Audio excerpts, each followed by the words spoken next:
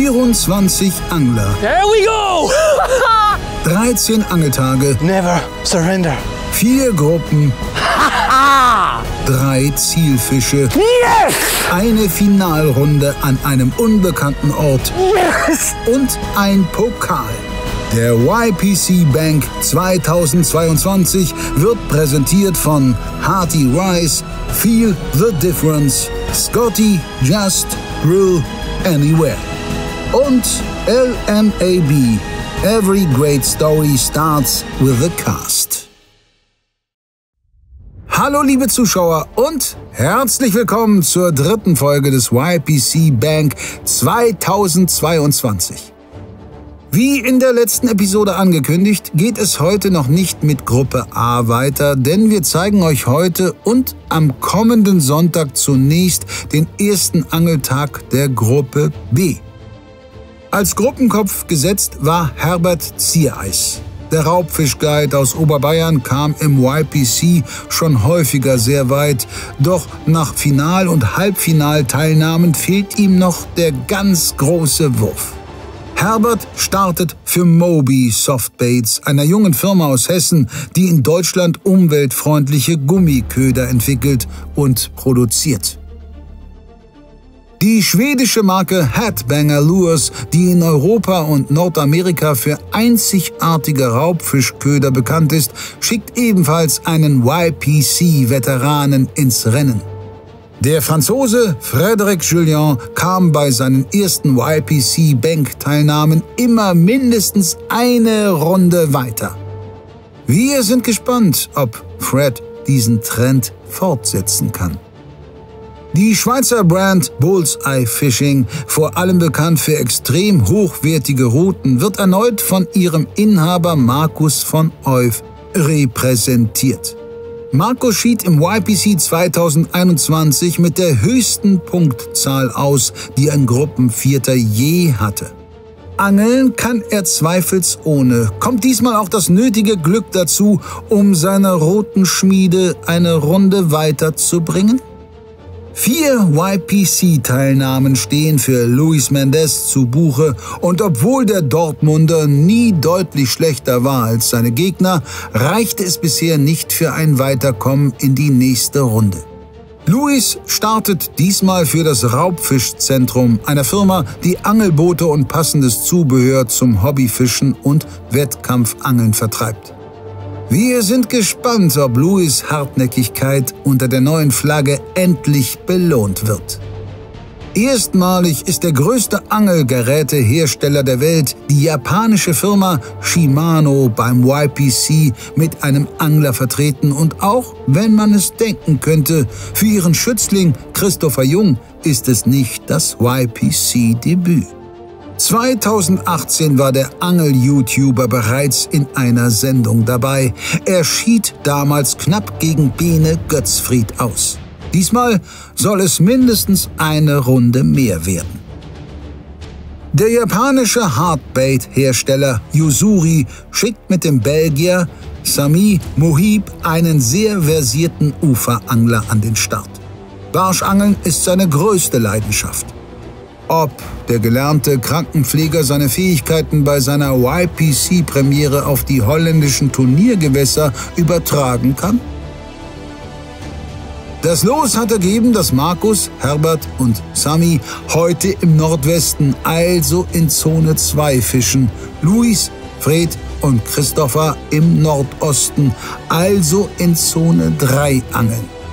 Letzterer hatte die kürzeste Anfahrt und erreicht als erster den Angelplatz, an dem er seinen Wettkampftag beginnen möchte. Hallo, Servus und herzlich willkommen zur ersten Folge der Gruppe B des YPC Bank 2022.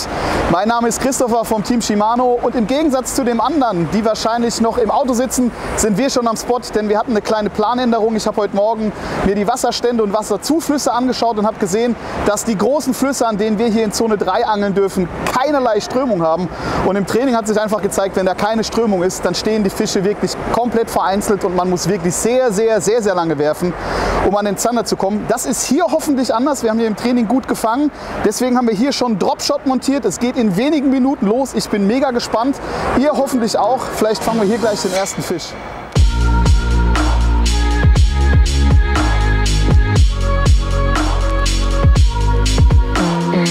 Wunderschönen guten Morgen. Wir sind heute in Zone 3 und ich werde gleich am Spot ankommen. Wir sind relativ weit gefahren und das wird so ziemlich eine Punktlandung. Wir müssen gleich zum ersten Spot ein bisschen laufen. Ich fange am Fluss an und ich erhoffe mir vom heutigen Tag auf jeden Fall, dass ich einen Haken hinter dem Barsch setzen kann. Das ist heute ja, mein Ziel auf jeden Fall. Es würde mich freuen, wenn ich auch den Hecht abhake.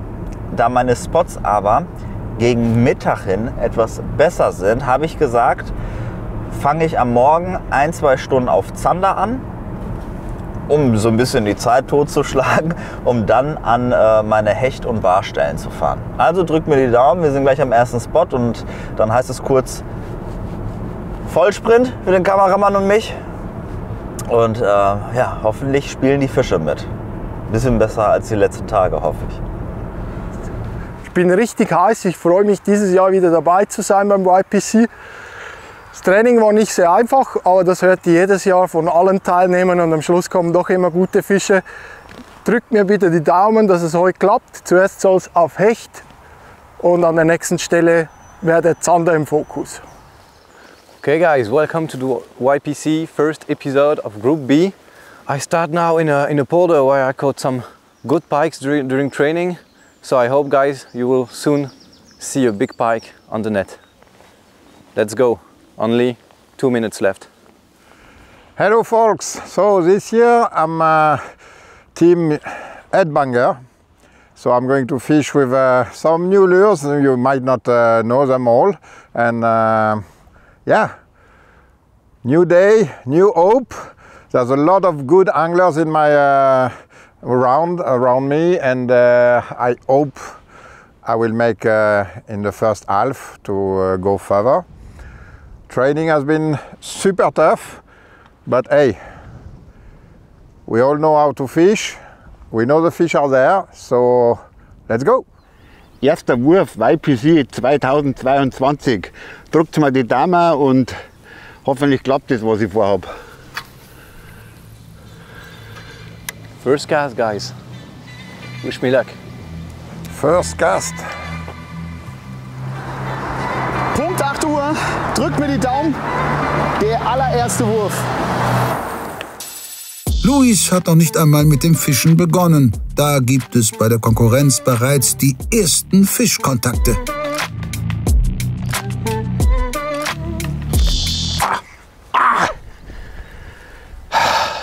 Erster Biss. Eieieiei.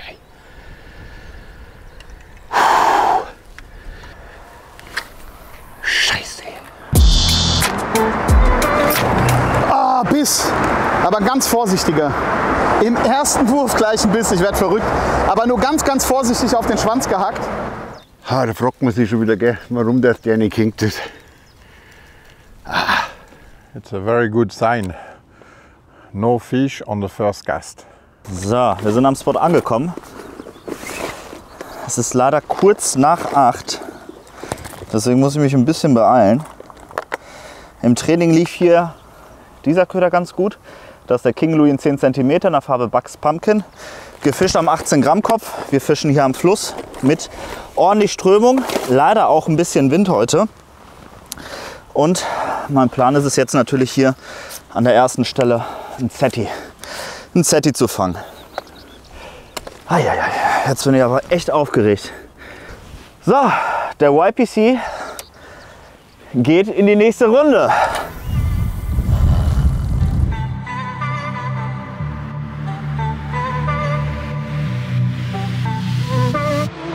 Ja, Fisch. Auf den ersten Wurf. Bitte nur nicht losgehen. Ist aber nichts Großes. Oh. Eieieiei. Auf den ersten Wurf einen Fisch zu fangen, ist nicht immer das Beste oben. Aber ich freue mich. Leider wird dieser Zander mir nicht weiterhelfen.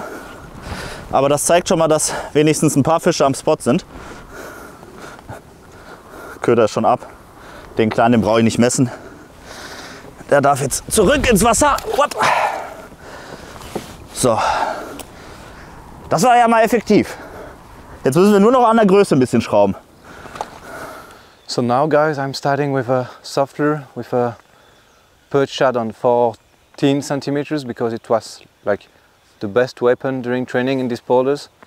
So I will try to catch a fish with that, and after I will switch to something else like spinnerbait or drag bait, something like that. We will see. In my strategy this morning, I choose to go first for zander and perch. Hopefully there's a pike also around, but this will be like the bonus fish on this spot. I have some stream when the boat are passing. I have rocks there. I have a shallow place. So what I'm gonna start with, it's like 50-50 with a chatterbait that I rig with a banger rib. It's really giving a lot of vibration, a lot of commotion behind the bait. I love the combo also of the color, something really brownish like the grundles they have there in the rivers. And the other one for zander and perch is a Rocket Head X with a banger rib. Again, same type of color, you know, like this motor oil with some golden flakes that I like. And the cool thing with this is you combine like a Texas action with a lot of movement on the bait, but still you have an exposed hook with this special hook. I will go further in detail later, but yeah, I will up this on the bottom between the rocks, and this rocket head don't get snagged so much, so I can really bump on them, like a little bit like I will do with a spinnerbait or a crankbait, but with a soft bait. So that's the first plan. Let's see if it brings us some fish. Während Fred es also zunächst auf Zander und Barsch versucht, hat Herbert weiterhin die Hechte im Visier und ärgert sich noch immer über seinen ersten Fehlbiss. Leider ist mir jetzt schon einer ausgekommen, aber es wäre vielleicht auch nicht der einzige sein, der wo man heute auskommt. Und ich versuche natürlich die 10 extra Punkte, wo es pro Fisch gibt, den auch mit Topwater vielleicht den einen oder anderen Hecht zum Fangen. Jetzt habe ich gerade da vorhin einen Biss gehabt, vielleicht will ich noch mehr auf Topwater. Das mache ich jetzt noch 1-2 Würfe und dann wechsle ich natürlich gleich wieder auf einen normalen, weil es sicher mit einem normalen Köder einfacher ist. Aber ich will natürlich auch die Topwater-Punkte haben. Viele Stellen hier oder eigentlich das ganze Gewässer hat am Ufer recht viel Vegetation und ich mag es, Parallelwürfe zum eigenen Ufer zu machen an solchen kleinen Kanälen und Polder. Darum fische ich hier wieder die Beast 275 und in dem Fall habe ich auch einen Prototyp von der kommenden Schnur von uns drauf. Das ist jetzt hier eine 20er Stärke, für die Spinning noch gut zu werfen und bis jetzt überzeugt die Schnur richtig, auch im Training. Bin super happy damit. Als Köder fische ich heute einen Prototyp von einem Chatterbait von uns und als Trailer habe ich einen Leech drauf von Topwater Productions, hergestellt von Moby. Also ist auch TPE, komplett ungiftig und extrem belastbar. Jetzt hoffen wir, die Hechte testen das heute aus und strapazieren den Gummi ordentlich. Ich bin richtig heiß.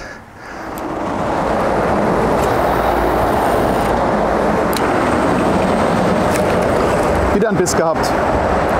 In der ersten Absinkphase. Okay, das war jetzt der zweite Biss, der nicht gehangen hat. Ich glaube, nach dem Wurf mache ich mal einen Stinger drauf, denn allzu viele Bisse sollte ich hier nicht verpassen.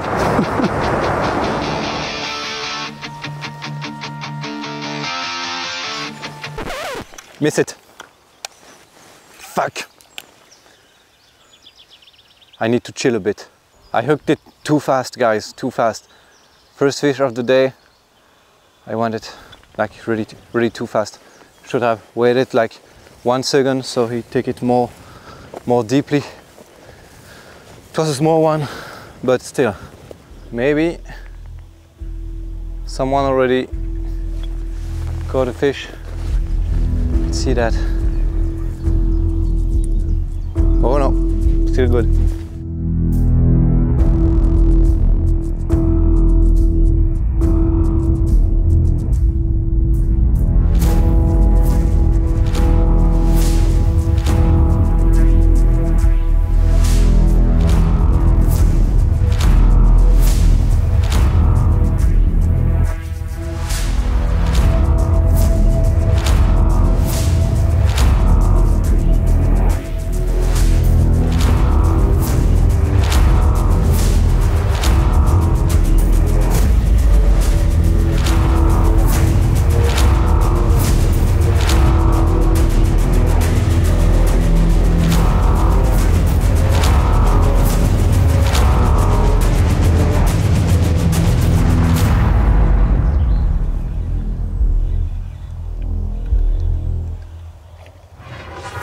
Yep.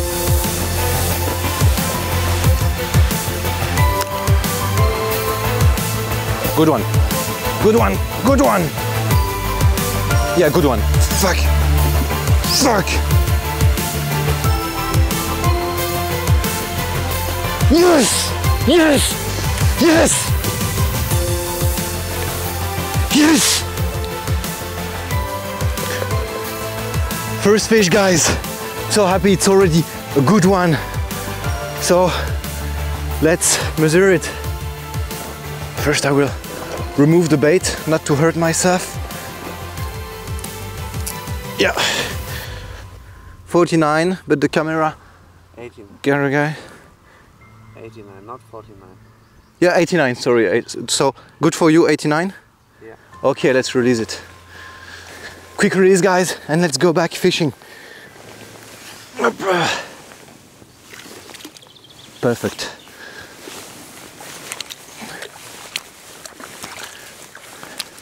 I'm so happy. I think it's the first fish of the day for the whole group, so now I need to send it in the group. Ah, there is a message. Maybe not the first one. Let's see. 89, we said.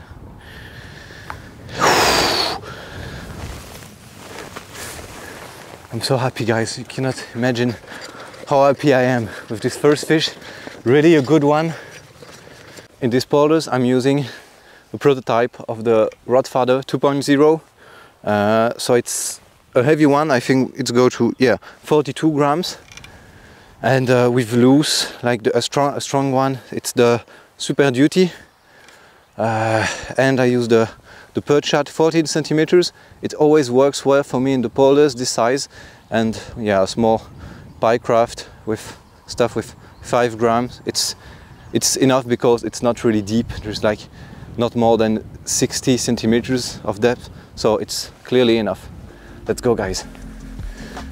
Nach Louis kleinem Zander nun also der erste Fisch, der Punkte bringt.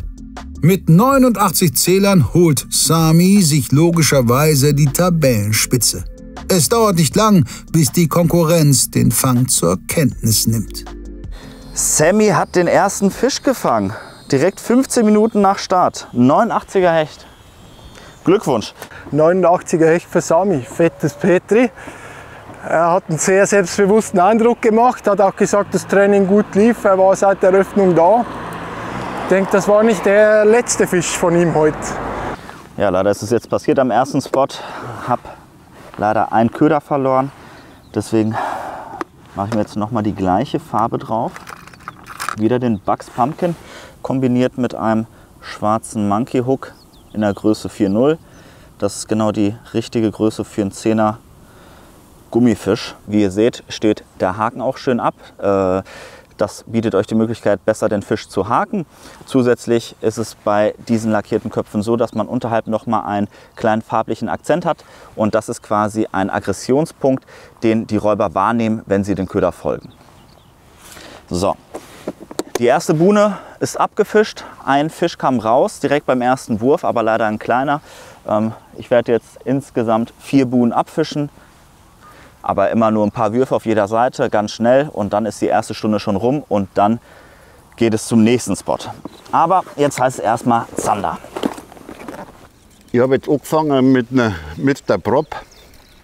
Mit denen habe ich jetzt in der Vergangenheit immer gut Hecht gefangen. Und jetzt probiere ich gerade einen Frosch. Der hat jetzt auch gut funktioniert aus Topwater-Köder. Aber ich werde jetzt immer ein bisschen switchen. Ne? Topwater und einmal normal. Aber schauen wir uns einmal das an. Schon wieder ein Biss. Okay. Das war Biss Nummer 4. Jetzt kommt der Stinger dran. Runtergezogen.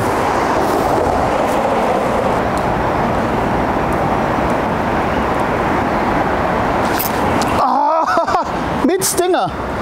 Und der hängt trotzdem nicht. Ich glaub's nicht. Verrückt. Das ist so ein kleiner Köder mit Stinger. Hat man den Biss auf der Kamera gesehen? Der hat ja voll reingeruckt. Und er war trotzdem nicht gehangen. Die sind heute ein bisschen zickig. Ich verstehe es nicht, aber gut. Der nächste gehört mir. Auch wenn bei Chris noch kein Fisch im Kescher gelandet ist, die Aktivität ist schon einmal da. Fred, der unter Wasser bislang noch keine Anzeichen von aktiven Fischen wahrnehmen konnte, probiert es nun erstmal an der Oberfläche. The wind is going to pick up and I will have very little chance for the top water today. So yeah, I get a small cove and I think there are some bait fish around in the rocks. So I'm gonna give it 5 minutes just to see if I'm lucky and I get a perch in those rocks that I would like to hunt. Ja, aus, Kimmer! Aber das passiert bei Topwater echt. Eieieiei. So spannend. Das gibt's doch nicht. Eieieiei. Aber Hecht beißen. Also nein. Bah. Unglaublich.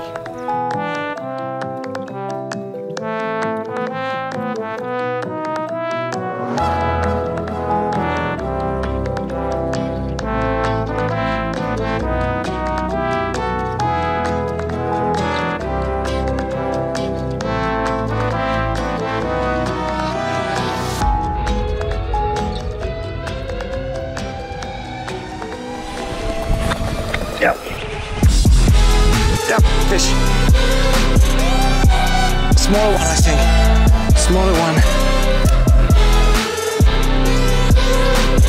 What? Not so sure.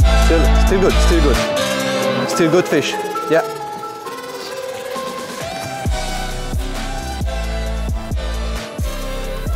Yeah, guys.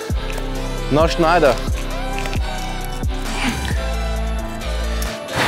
Okay, still on the shot, guys.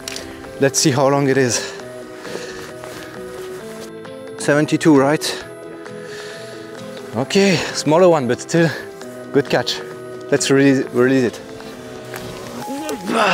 Go back. Yeah, man. That's how we do.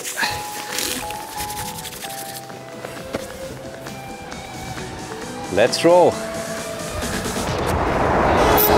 Fisch, da haben wir ihn, endlich! Ach, das hat jetzt aber auch ein paar Anläufe gebraucht, du. Ah, fühlt sich an wie ein Zetti. Fühlt sich an, als könnte er das Maß haben. Wir laufen mal vor zum Kescher.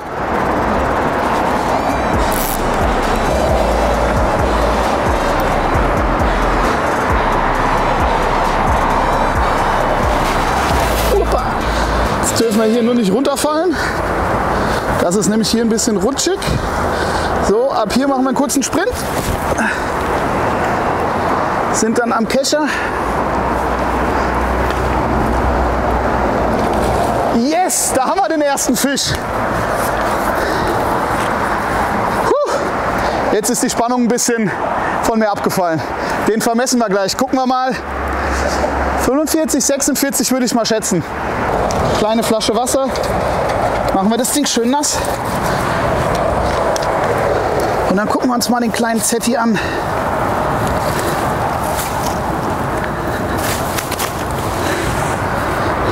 Ja, schaut mal, ich habe selbst mit Stinger geangelt und der Fisch ist im Kescher losgegangen.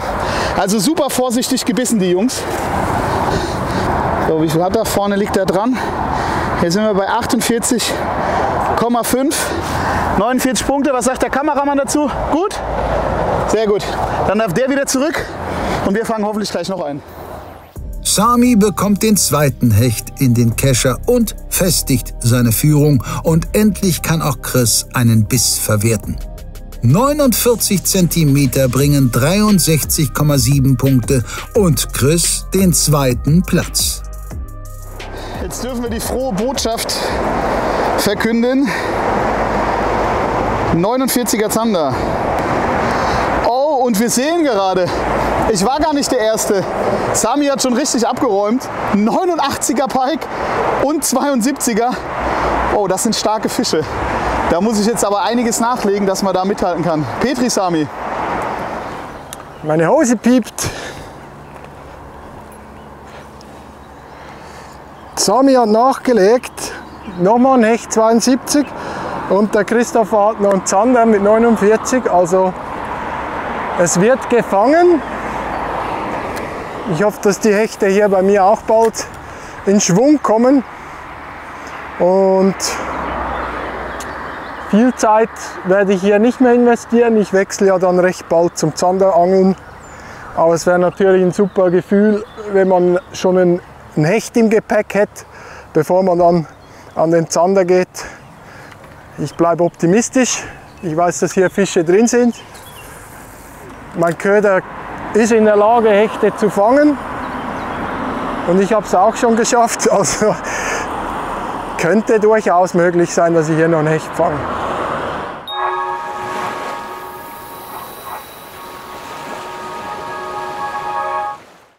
Limitiert, exklusiv, ready to catch und zuletzt leider auch immer der Grund für enttäuschte Gesichter, nämlich von all denjenigen, die keinen Drop abbekommen haben. Solltest auch du dich über einen verpassten Drop geärgert haben, hast du jetzt eine neue Chance. Wir haben hier hammergeile Produkte von ausgewählten Top-Marken im Wert von 65 bis 80 Euro für schlappe 39,95. Wir haben einen exklusiven Expertentipp als Video. Wir haben ein fettes Gewinnspiel und ihr findet auch Anwendungstipps in Form von einem Unboxing-Video und als Erklärungsflyer hier mit drin. Es ist also nicht nur was für Pros, sondern auch für Anfänger extrem gut geeignet. Der limitierte Lure Drop 09 ist jetzt verfügbar. Den Link dazu findest du in der Videobeschreibung.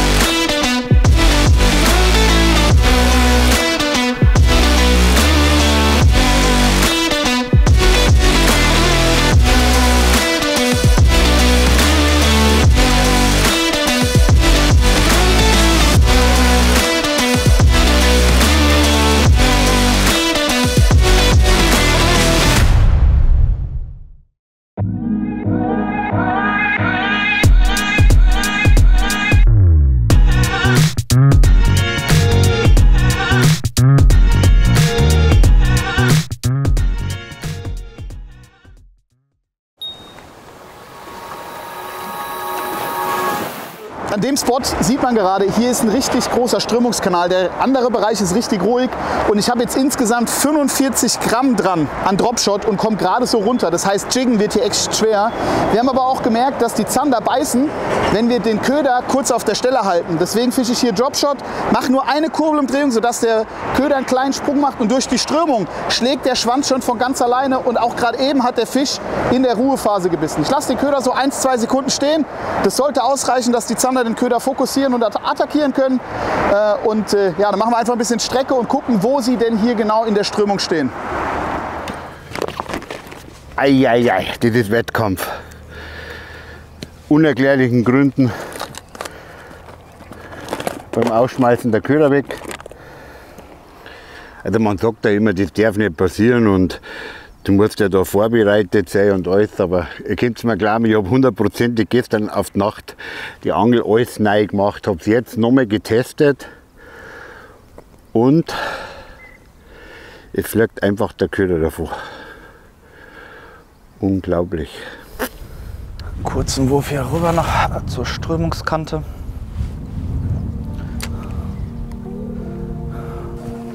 Tiki-Taka, nur ein paar schnelle Würfe, dann heißt es weiter. Aktive Fische suchen.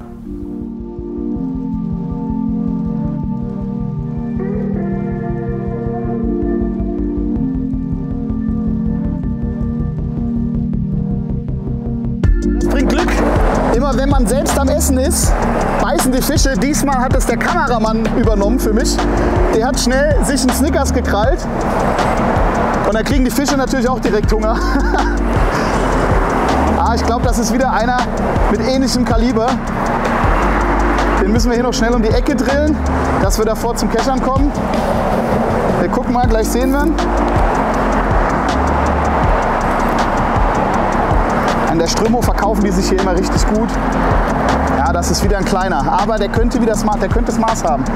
Der ist ein bisschen kleiner, wir gucken mal.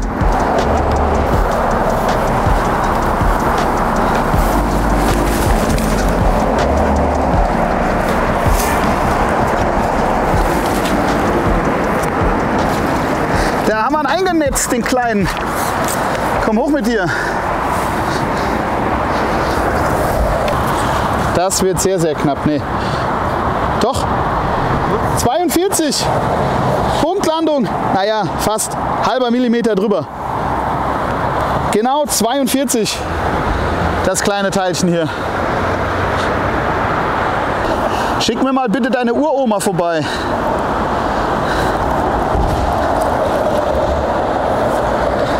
Sehr schön. Zweiter Fisch. Zwar ein sehr, sehr kleiner, aber auch wieder auf Dropshot. Diesmal war der Haken ganz vorne gehangen.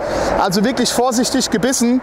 Ja, jetzt müssen wir nur noch mal einen größeren fangen oder vielleicht noch mal einen nachlegen. Wir gucken mal, ob das klappt. Wenn's mal wieder länger dauert, scheint sich der Schokoriegel essende Kameramann gedacht zu haben, dabei können sich Chris und sein filmender Schatten doch bisher gar nicht über die Bissfrequenz beklagen. Und der Hunger scheint unten bei den Zandern noch lange nicht gestillt zu sein. Zweiter Wurf, also 2 Würfe jetzt hintereinander, Fisch drauf, oh. Wobei, da ist so viel Strömung, da kann man es halt schlecht einschätzen, aber so groß kämpft kein so kleiner Fisch wie der gerade eben. Ich glaube, der hat ein bisschen mehr, der wird keine 70 haben.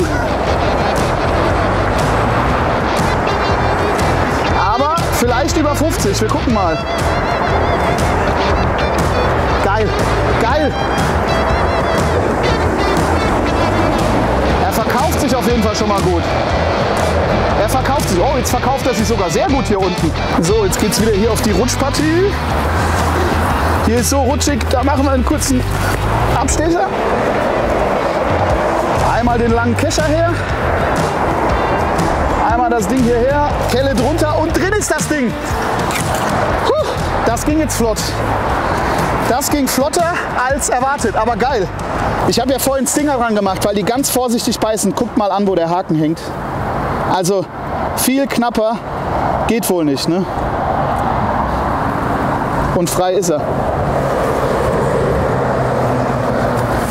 So, Maßband ist hier noch nass. Wir machen aber mal das Gras weg. Und die Zange schieben wir auch mal zur Seite. Ich habe gesagt 55, aber das war wohl im Eifer des Gefechts. Also die 5 hat gestimmt, aber leider ist hinten dran nur eine 2. Nächster Fisch to report. Zwischenzeitlich hat kein anderer bisher einen Fisch gefangen. 52. Kameramann bestätigt das. Ab in die Gruppe. Jetzt haben wir hier 3 Fische direkt hintereinander stehen. Der 4. wäre geil. Das ist ein Hattrick, oder? Geil. Der 3. Zander in kürzester Zeit und da alle 3 Fische maßig sind, übernimmt der Shimano-Teamangler die Tabellenspitze.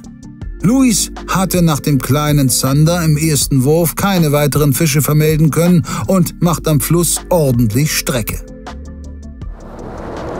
machen jetzt mal so einen dran. Wir wollen jetzt eine Nummer größer gehen. Deswegen mache ich jetzt hier so eine Grundelimitation dran. Sehr, sehr cooler Köder, hat im Training schon gut geliefert. Gucken wir mal, ob er auch am Dropshot was kann. Und zur nächsten Buhne. Ich liebe Uferangeln. Das wird man heute öfters von mir hören. Junge. So, neue Buhne, neue Zander. Mal schauen, ob ich hier auch einen Kontakt bekomme. Also bis jetzt, vom Gefühl her, sieht es so aus, als wären die Zander ein bisschen aktiv. Ich habe jetzt auf jeder Buhne einen Biss bekommen. Auf der ersten Buhne auch einen Fisch. Jetzt ist die dritte Buhne dran. Ich hoffe, jetzt kriege ich mal wieder einen rausgezuppelt. Auf dem Spintail kam jetzt leider länger nichts. Jetzt wechsle ich nochmal hier auf einen kleinen Shad, Bullseye Goofy. Mit so einem speziellen Kopf, dass der noch zusätzlich rollt.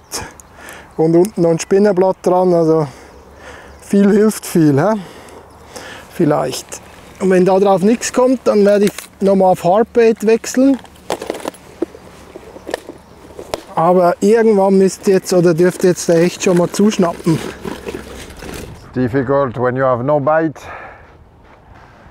There's so many directions that you can work. Changing weight of the jig head, changing the color, vibration.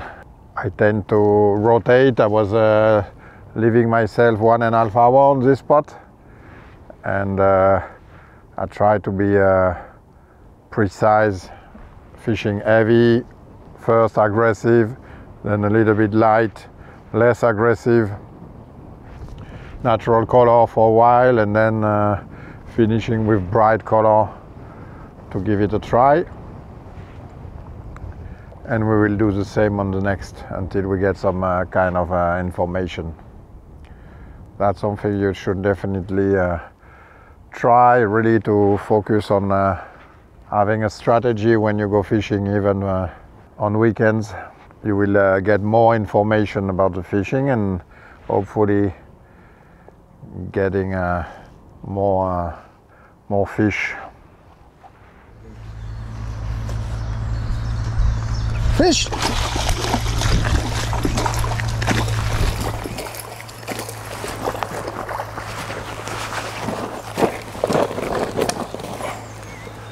Er muss jetzt einfach dranbleiben, dann ist alles gut.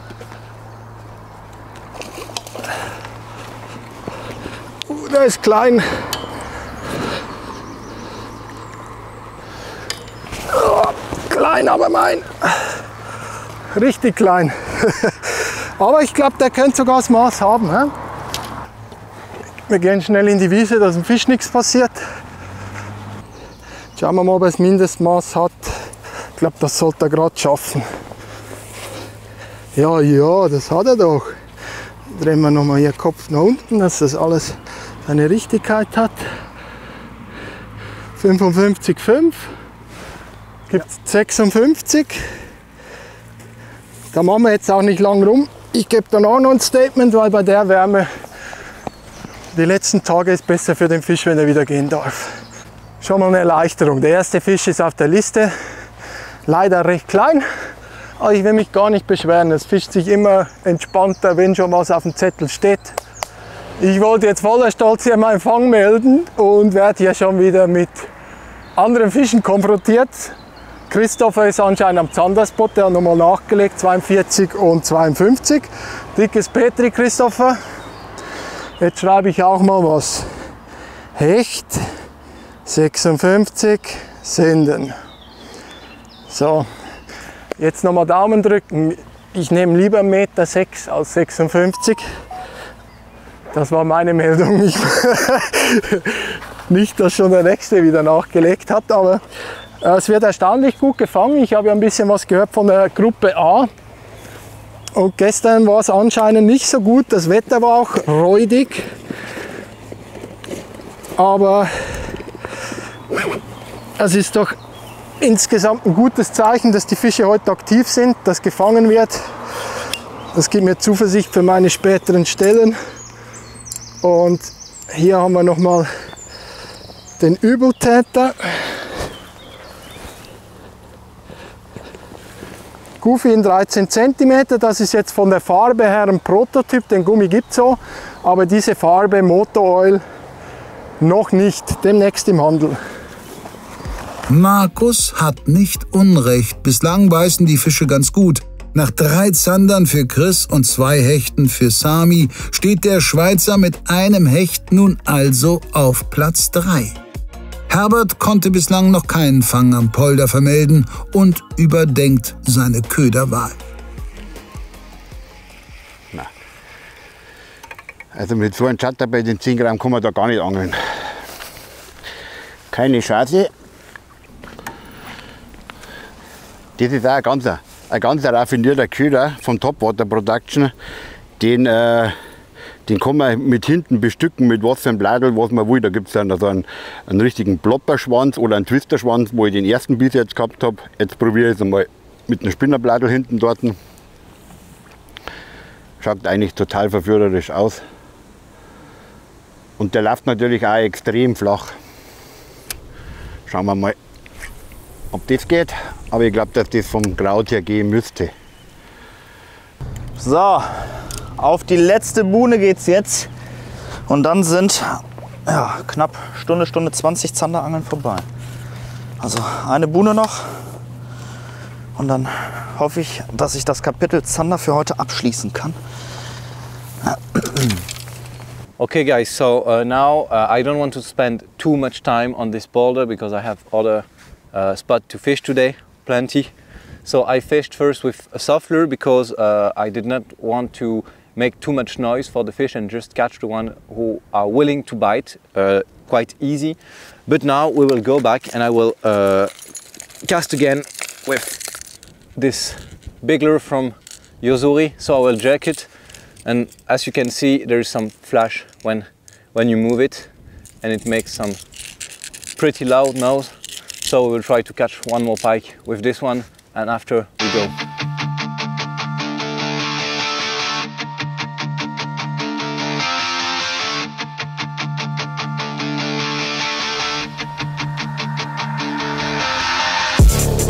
Yep. Oh, good one again. He went for it.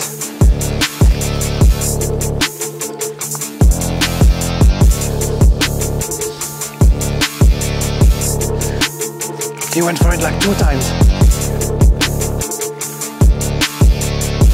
I don't want to fall into the water. Let's take it easy. I think this one won't count. Guys, I have to see with the rules, but I'm not sure it will count because he surely went for it. But I think I have to hook it near the mouth. It's really too bad, guys, because you can see he's a bit hurt here. We can see he went for it. He wanted to bite it, but unfortunately I hook it there, so it doesn't count for the competition. Too bad. Like I told you guys, first with the soft lure, and then we're again on the same place, and bam, a strike again on this one. Maybe with more noise and not the same action. Always need to try at least 2 lures on the spot before leaving.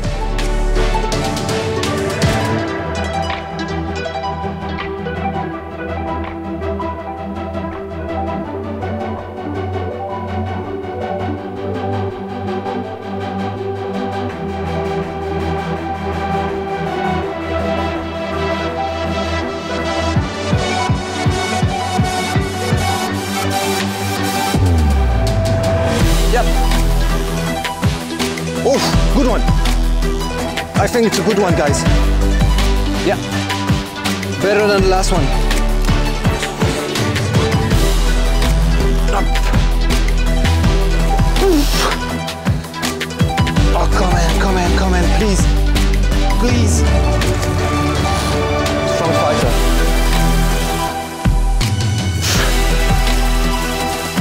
Ah, man, please come.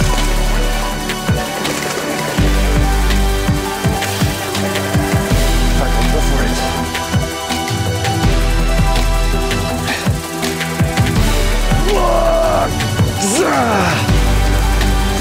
Yes!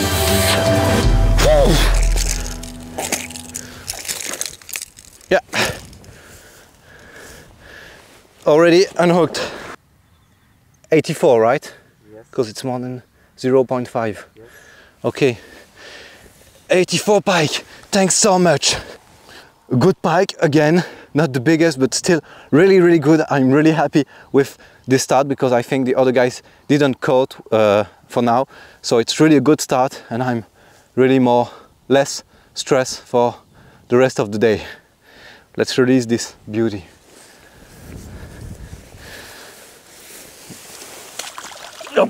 Yeah. Okay guys, I need to report this fish. I see that Christopher caught 3 zanders and Marcus 1 pike. So they start biting. Now I really hope they won't they won't catch more than I am. So let's report the fish. 84.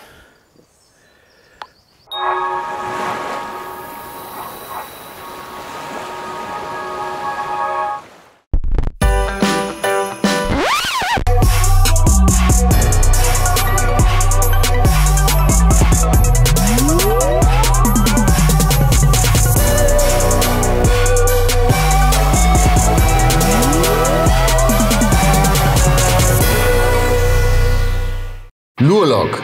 Robuste Angelboxen, entwickelt von Turnieranglern, hergestellt in den USA, ausgestattet mit dem gewissen Extra. Eine neuartige Technologie, die dein Tackle an Ort und Stelle hält, bis du es benutzen möchtest. Köder, Gewichte und Haken haften zuverlässig in der Box, so gehören ausgekippte Kisten, Hakensalate und Kratzer auf deinen hochwertigen Hardbaits der Vergangenheit an. Das in den USA produzierte TechLogic Gel ist geruchsneutral und pflegeleicht. Es haften keinerlei Rückstände am Köder. Lure-Lock, die Revolution in deiner Angeltasche.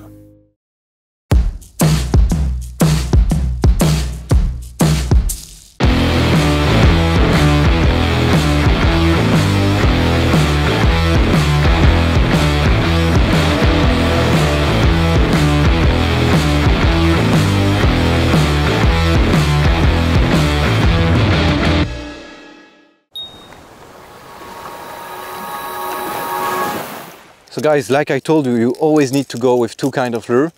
Apparently today they really like the noise and maybe the flash because it's a bit cloudy, so I like fishing with jug butts like that with flash. And yeah, guys, you need to test it. It's really affordable, Japanese quality, Yozuri, made in Japan. And yeah, as you can see, it catches fish. In der Tat. Und da dieser diesmal wieder regulär gehakt wurde, holt sich Sami mit nun 3 guten Hechten die Führung in Gruppe B zurück. Zeitgleich ist Luis kurz davor, das Zander-Kapitel für heute zu schließen. Komm, einen Wurf noch. Letzter Wurf. Auf den ersten Wurf einen Fisch gefangen und auf den letzten Wurf vom Spot. So, jetzt kommt einer.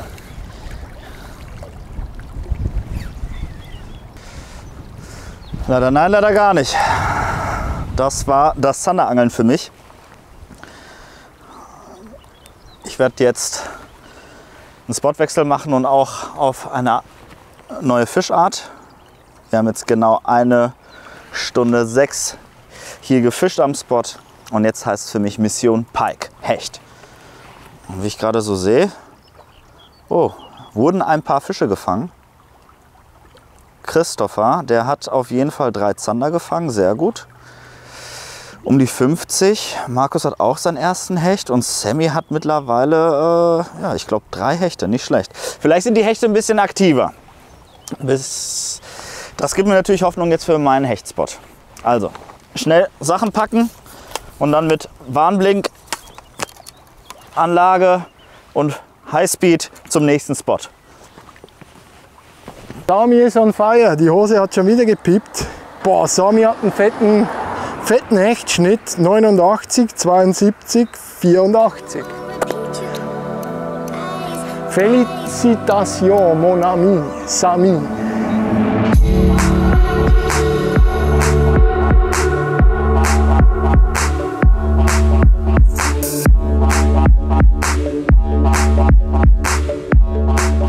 So, jetzt sind wir an dem nächsten Spot angekommen. Das ist jetzt, also jetzt beginnt das Kapitel Hecht. Wir werden jetzt 2, 3 Polderspots anfahren und ja, hoffen, dass ich ja einfach einen aktiven Fisch finde. Im Training gab es ein paar Fische. Ich hoffe, die haben nicht allzu sehr Zahnschmerzen und sind nicht so geschockt vom Training, von dem Fangerlebnis. Was ich hier fischen werde, ist ein bisschen besonders. Das ist jetzt kein klassischer Shad oder ein Spinnerbait.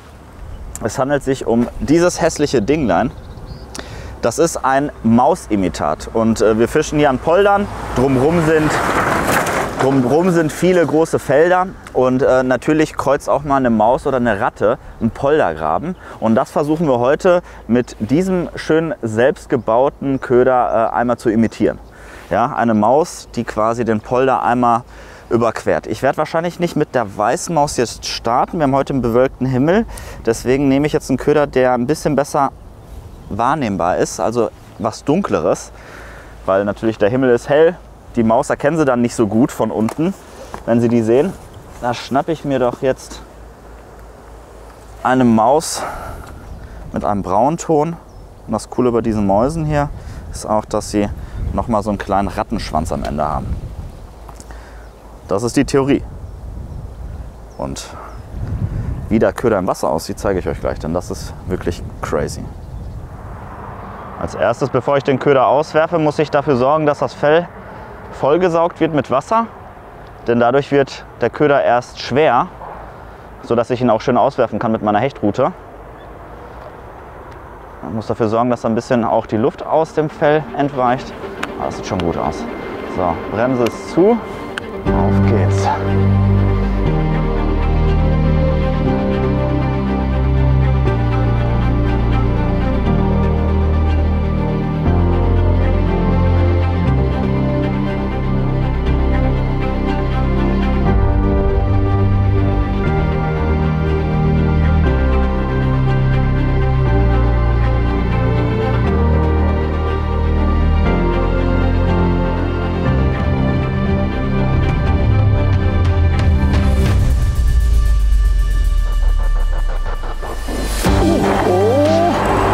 Sich wieder gut in der Strömung. Es könnte aber sein, dass ich den gehakt habe. Warum? Ich habe keinen Biss gespürt und habe ihn beim Anlupfen bekommen. Also entweder hat er sich einfach da vorsichtig dran geschoben oder wir sehen gleich einen Zander, der quer kommt.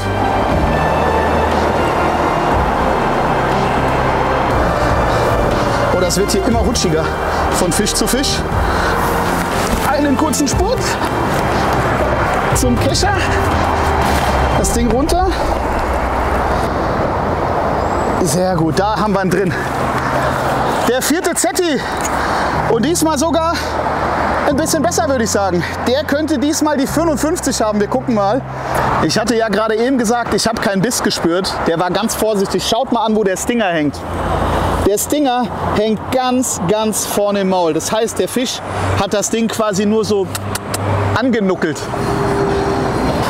So, den legen wir an und der hat 52,5, 53 also.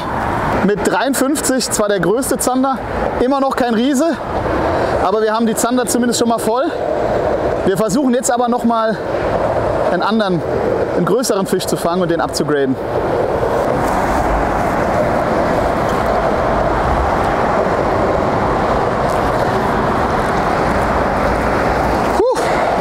Das ging tatsächlich schneller als erwartet, dass ich jetzt die Fische voll mache.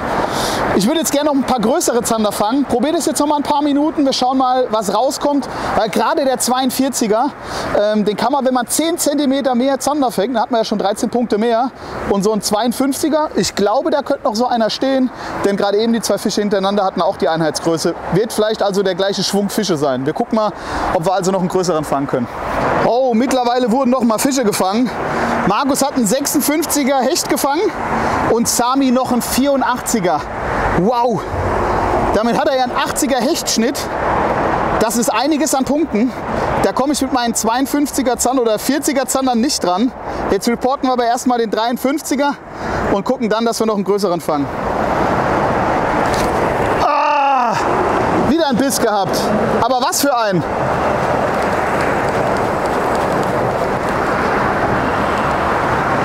Trotz Dinger. Ich verstehe das nicht. Während Chris drauf und dran ist, den nächsten Zander auf die Schuppen zu legen, registriert Fred die bisherigen Fangergebnisse. Christopher has 4 zander and three solid pike with 2 over 80. So they are good this morning. But you have to stick to the plan, trying to catch perch first, and then I will go for zander. But perch will be really the fish that I need to fill up the card. So the strategy was to give it a try, not looking at the others, what they do, but keep focusing on the hardest part early in the morning, and then hopefully later catch up with the score. Okay guys, so Christopher took already 4 zanders. It's pretty good actually. Well done, Christopher. And yeah, still good for me because I managed to catch like 3 pikes now, 3 good pikes. So I'm still with the lead and I hope it will stay like that. Let's continue fishing. Nein, Sami, auch wenn deine Fischgrößen super sind. Christopher liegt mit 4 Zandern vorne und er möchte auch nochmal upgraden, was anhand der bisherigen Bissfrequenz auch durchaus realistisch erscheint. Bisschen machen wir noch. Bisschen machen wir noch. Es muss noch ein größerer Zander her. Der 42er, der gefällt mir gar nicht. Den 49er ich hätte gern 450er. Im Idealfall natürlich noch größer, aber mindestens 50. Das wäre doch schon ganz gut. Weil mit den starken Hechten, die Sami da gefangen hat, da komme ich mit meinen kleinen Fischen ja nicht hin. Rechnen wir mal kurz im Kopf. 53 ist mein größter Zander, mal 1,3. 50 mal 1,3 sind 65. 3 mal 1,3 sind 3,9. Dann sind wir also bei 68,9 Punkten. Da sind wir ein bisschen weiter weg. Da fehlt noch ein bisschen was zu den 80er Hechten da von Sami. Also, es müssen größere Zettis her. So, wir sind zurück am Auto. Wird nochmal alles verstaut. Hier mit der Stelle bin ich so weit zufrieden, dass es einen Fisch gab. Natürlich in der Größe, ja, ich hoffe, ich kann den noch austauschen, aber es ist schon mal schöner mit dem Hecht jetzt zu starten auf meine Zanderjagd als ohne Hecht. Das nimmt einfach einen gewissen Druck weg.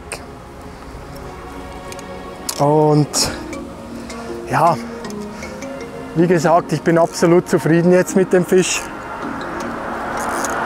Wichtig ist, dass die Zander neue Bock haben. Markus verlässt seinen ersten Spot immerhin mit einem Wertungsfisch im Gepäck, was Fred von sich leider nicht behaupten kann. Doch auch er wird sein Glück nun an einer anderen Stelle versuchen. So now we just arrived at the second spot. It's kind of a safe bet. Maybe I'm talking too much right now, but at least I have a lot of confidence in this spot to deliver some zander and potentially also some good perch. Sometimes more zander than perch. But we're gonna need the stream a little bit of the boat.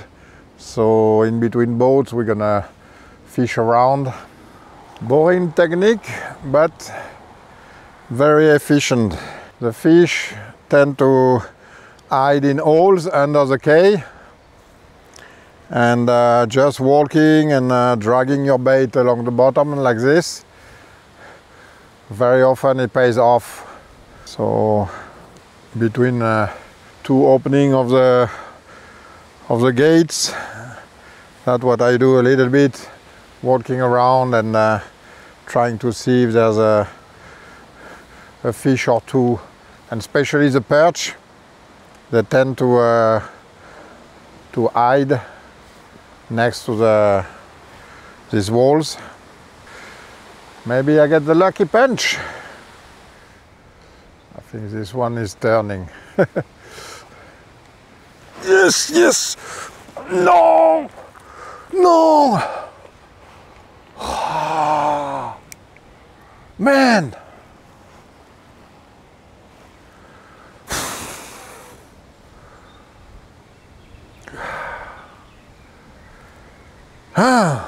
Bitter für Fred. Die Technik funktioniert, doch der Fisch steigt aus. Chris passt sich derweil den veränderten Bedingungen an seinem Angelplatz an. Die Strömung hat gerade ein bisschen nachgelassen, deswegen probieren wir jetzt mal was anderes. Jetzt könnten wir mit einem Jigkopf da runterkommen, deswegen holen wir jetzt die Baitcaster raus und versuchen mal ein bisschen zu jiggen. Der kommt runter. Und hier so eine 20 Gramm Murmel, die kommt dran. Das reicht hoffentlich.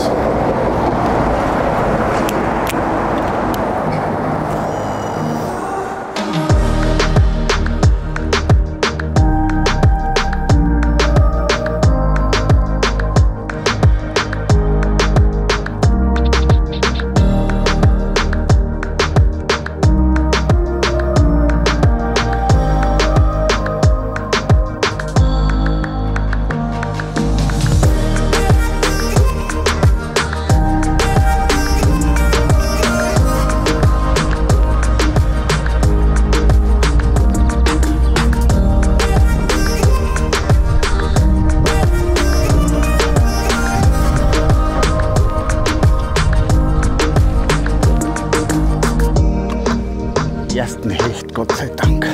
Aber der ist sehr klein.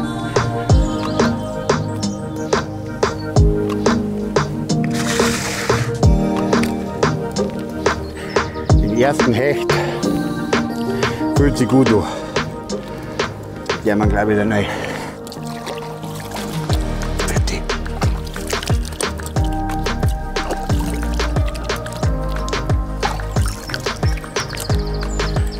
Das ist da, wo sie nicht hingeschmissen haben. Leider haben wir festgestellt, dass mein Spot, an dem Polder, wo wir jetzt fischen, ne, anscheinend gestern welche da waren, weil wir sehen lauter Spuren in der Wiesen drin. Und normalerweise muss der Biss da bei den Plätzen gleich kommen. Und jetzt habe ich mir extra nur so einen kleinen Seitenarm, da wo vielleicht eventuell nicht so viele Leute fischen. Und siehe da, es war gleich ein Hecht drin. Vielleicht konzentrieren wir uns auf Plätze, die wo nicht so offensichtlich sind. Mit diesem 57er Hecht für Herbert verabschieden wir uns für diese Woche. Christopher Jung steht mit 4 Zandern auf Platz 1. Gefolgt von Sami Mohib, der bislang 3 Hechte in die Wertung bringen konnte. Herbert Ziereis und Markus von Euff folgen mit je einem Hecht auf 3 und 4. Bei Luis Mendes und Frédéric Julien stehen noch keine Punkte auf dem Board. Wie es in Gruppe B weitergeht, könnt ihr euch am kommenden Sonntag ab 18 Uhr ansehen. Bis dahin freuen wir uns über Likes, Kommentare und Support-Einkäufe. Ciao!